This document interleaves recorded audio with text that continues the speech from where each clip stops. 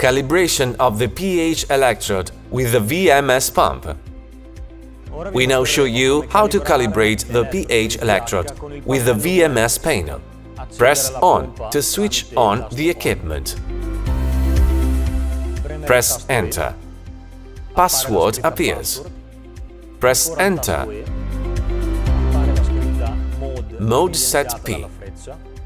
Press the up arrow until Fast Cal appears. Press Enter. Buffer pH 7 appears. Now put the pH electrode in the pH 7 buffer. Connect the pH electrode to the wire. And check the connection.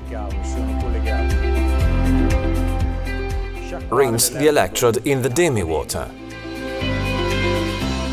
Wipe it and dip it in the pH 7 buffer.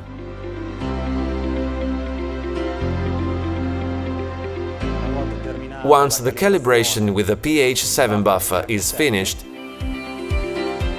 rinse the electrode in demi-water.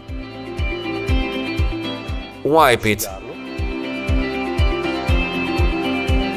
Press Enter. Buffer pH 4 appears. Dip it in the pH 4 buffer.